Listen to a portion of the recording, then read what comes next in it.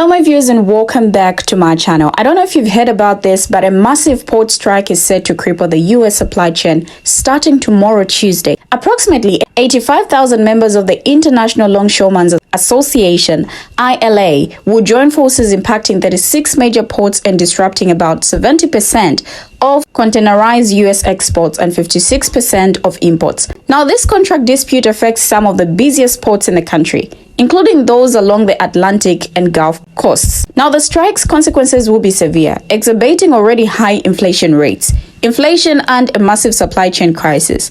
The last time we saw shortages of this magnitude was during the COVID-19 pandemic in 2020. But this time it's different. With inflation already at record highs, the impact will be felt across multiple industries. So stay tuned as we take a look into the details of this story and explore what it means for you and the US economy. How will this strike affect your daily life? Take a look at these videos as different people share their thoughts on this. I will be right back. So I recently had a video go viral about the port strike, and a lot of the comments were, what are we supposed to do about this? Like, what's the point of talking about it?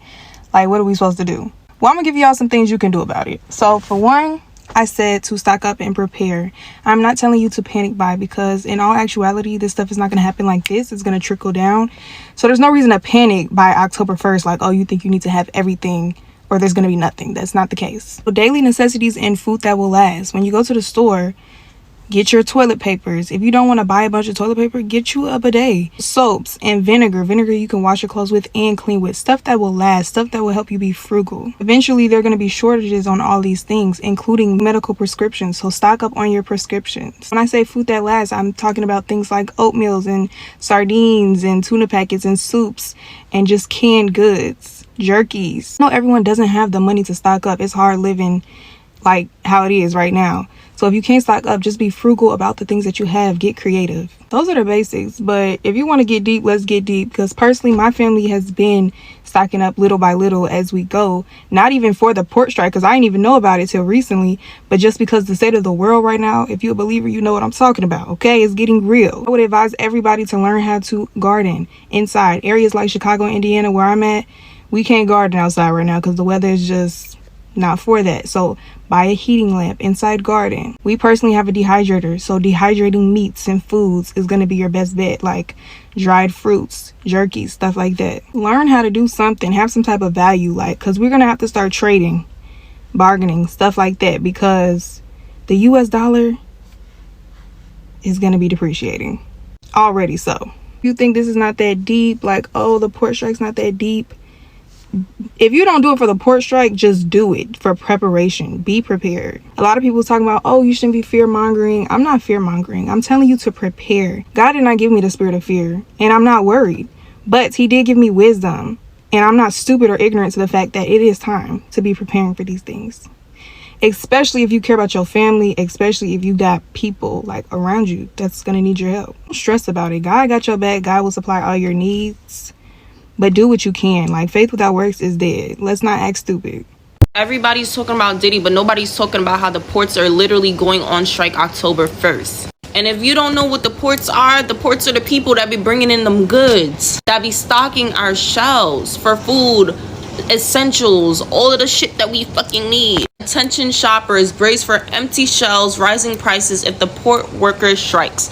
Expert says one day of missed goods is going to set us back 7 days. If you got kids, stock up and do not take this for a joke, because people are saying that it's going to be worse than COVID. They want their payments to go from $39 an hour to $69 an hour by the end of the contract, which is October 1st. So if they don't get their contract signed and their wages pushed up, their strike is going to start. The last time they wage increase was 2018, and they only got $1 more. The West Coast dock workers got a 32% raise, but the East Coast workers did not get that. Mind you know, the East Coast is more expensive than the West Coast. So here's the ports that are going to be affected: New York, Boston, New Jersey, Philadelphia, Baltimore, Wellington, I don't know where the fuck that is, Charleston, Savannah, Jacksonville, Miami, Tampa, Mobile, New Orleans, and Houston. I forgot Norfolk too. I was just reading too fast. Now, this is the first strike since 1977, and all I'm saying is y'all better hit up Amazon Basics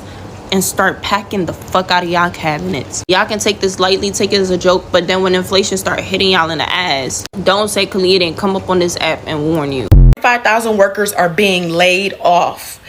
You also focus on this world news, Diddy, and everything else. It's time that we shift our focus to this port strike that's about to happen October 1st.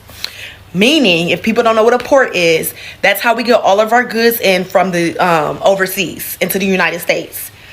So if all the ports are closing down, they're laying off everybody, there will be no food coming in from overseas into the United States starting, October 1st. What does that mean for us? We need to be stocking up on food, non-perishables, things that's going to keep you full, things that's going to be able to last and not expire. In 2020, when we didn't have any toilet paper, everybody was going crazy, everybody's buying everything up. Imagine that times 10. Mind y'all, October 1st is literally coming in like 2 days.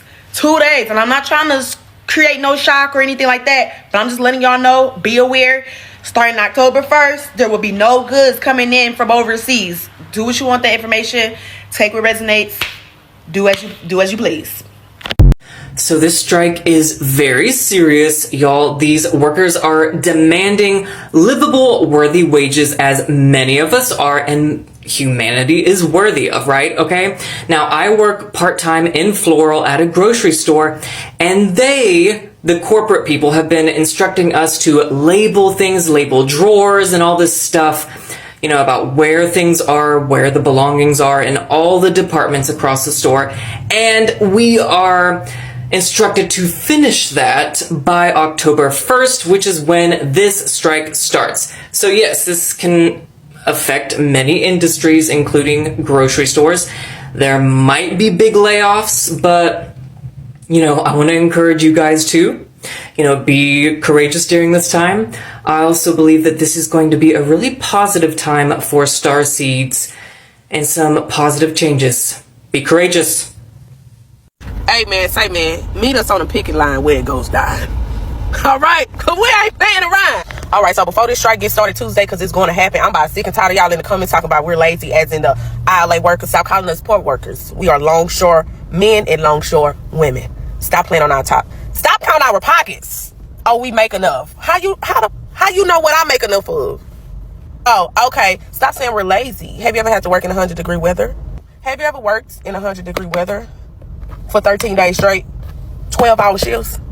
That's what I want to know, because y'all like to call us lazy. Who y'all looking at? The people that work in the trucks? You calling us lazy? We work in the truck to make sure that work coming up off their shift and make sure it's getting loaded. But the CEOs, what they doing? They sit in the AC comfortably in the chair. We got to sit in the truck for long hours. Stop counting our pockets. We talking people running 60, 80 hours straight without going home, taking a bath at the corner store. But we're lazy? We make enough money for who? They're making $1 billion a day on one ship line. It's giving a lot of hateration, toleration in this dancery. And I'm not feeling it. People that have never even worked at the port before. Y'all don't even know what we do. Do y'all know what we do? Do y'all know how dangerous the job is? Do you know sometimes we got to work through? We don't even get a lunch break? I'm tired of y'all in the comments. The strike is happening. If this contract not signed at 11:59 September 30th, the strike happening. So get ready. Get with it or get lost, you hating ass. Our job is important. Whether y'all feel like we not doing enough physical labor for you bitches, the job is important. Pay us what we deserve. You gonna have to pay like you weigh. But any other job, don't nobody else get paid enough. Nobody get paid enough in this economy. But now that we're speaking up and we getting ready to put our foot on these necks, oh, it's a problem. Y'all need to shut up and just get paid, which y'all already been getting paid because y'all get paid enough. We make enough money and we lazy. But a CEO gave himself a $400 billion bonus check. Another company gave their employees 50 months worth of salary in one check. We make too much money and we're lazy and we don't do nothing. All I ask is for y'all to stop counting our pockets. Stop calling people lazy.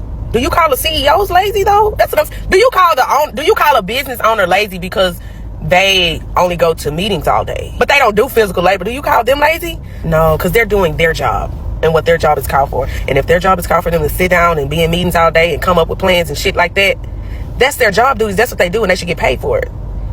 And we should get paid for what we do, whether they sit in the truck for 20, 40 hours straight or on that dock making sure the boxes come on and off the ship like they're supposed to. Have a good day. Okay, I don't want to come off as a conspiracy theorist, although really nothing surprises me anymore, but Is anyone else like catching on to the weird shit that's just happening? Like, let's start with the elections. Let's start with obviously people can't afford anything. But then you have the devastation of this hurricane happening at the same time that there's this port strike that's supposed to be happening. We should know, I guess, tomorrow whether or not it is happening. And if it does happen, prices are going to skyrocket. We're going to have limited amount of supplies. And the current president of the United States has the power to stop it. And he won't get involved. This is literally screaming election interference to me. What does everybody else think? Now, the union representing U.S. dock workers signaled that 45,000 members will walk off the job at midnight, kicking off a massive strike likely to shut down ports across the East and Gulf coasts. The coming work stoppage threatens to significantly snarl the nation's supply chain, potentially leading to high prices and delays for households and businesses if it drags on for weeks. Now, that's because the strike by members of the International Longshoremen's Association could cause 36 ports, which handle roughly half of the goods shipped into and out of the U.S., to shut operations. Now, ILA confirmed over the weekend that its members would hit the picket lines at 12:01 a.m. Tuesday. In a Monday update, the union continued to blame the United States Maritime Alliance, which represents the ports, for continuing to block the path towards an agreement before the contract deadline. Now, the ocean carriers represented by USMX want to enjoy rich billion-dollar profits that they are making in 2024, while they offer ILA longshore workers an acceptable wage package that they reject.